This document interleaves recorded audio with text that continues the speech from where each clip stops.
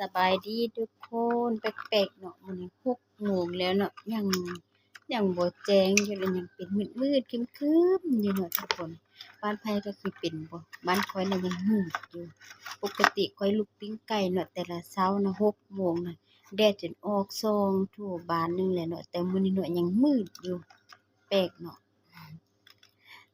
แต่ยังดีก็แจ้งไว้เนาะตามมันมื้อนี้มีสินค้าดีๆเด้อมีพริกผัดบ่ได้ไปตกข้าวขานตกข้าวมีกินเป็นดนหลายปีกินยาอยู่ไสบ่เซาเนาะเป็นมดลูกย้อนหย่านเนาะมดลูกอักเสบเป็นตกข้าวคันเนาะคันเนาะทุกคน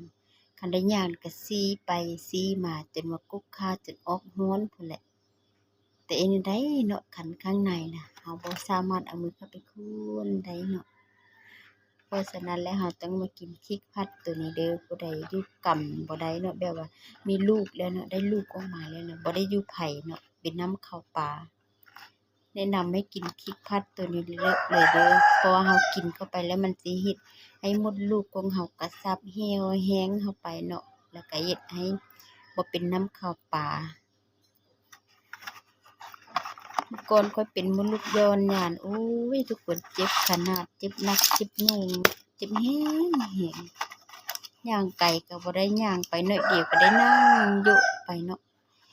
คันจะยึกขึ้นยืนคือข้อยยืนนี่มันยืนบ่ได้เพราะว่าเป็นมดลูกย้อนมดลูกหย่านมดลูกอักเสบเด้โอ้ลำบากแท้ได้ทุกคนเอ้ยผู้ใดเป็นพยาธินี่น่ะต้องรักษาโดนเด้อถ้าปากเอาไว้โดนเนาะมันสิเป็นมะเร็งมดลูกมะเร็งปากมดลูกมันบ่แม่นสิง่ายๆนะบ่แม่นลิ้นนะมันต้องได้ผ่าตัดออกเนาะ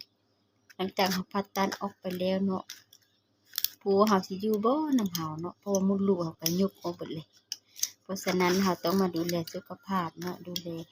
คนงามเนาะมันต้องงามที่ภายในออกสู่ภายนอกเพราะฉะนั้นเราต้องรักษาโดยพริกผัดตัวนี้เนาะผู้ใดเป็นตกขาวคันตกขาวมีกลิ่น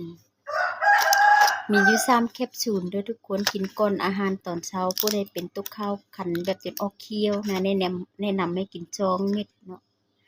กิน2แคปซูล ถ้าผู้ใดเป็นคันแบบคันยังบ่ทันแห้งนะแนะนำให้กิน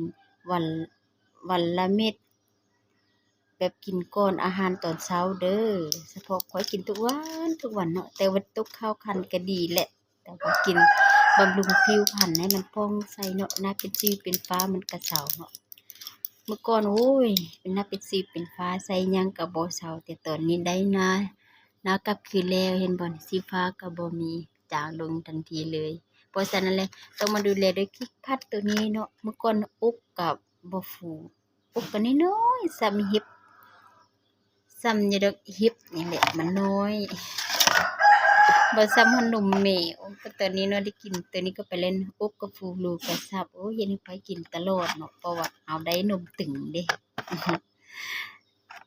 บ๊ายบายทุกคนซ้ำนี้เด้อผู้ใดอยากกินผู้ใดอยากบัวลูกข้าวขันลูกข้าวมีกินน่ะแนะนำให้กินตัวนี้เด้อสนใจทำได้เด้อหรือว่าอยากสั่งก็สั่งเลยมีพร้อมส่งจ้ะแต่บ่มีขายอยู่ที่ประเทศลาวเนาะมันมีแต่อยู่ก็มีเนาะอยู่สาขาปากสีแล้วก็อยู่เวียงแขวงหลวงพระบางก็มีอยู่เมืองไทยมีขายแต่ว่าสิหาตามร้านขายยาเนาะทุกๆบ่อนบ่มีขายมีแต่อยู่บริษัทศักดิ์สิทธิ์หมอบีอิงจำกัดมหาชนจ้า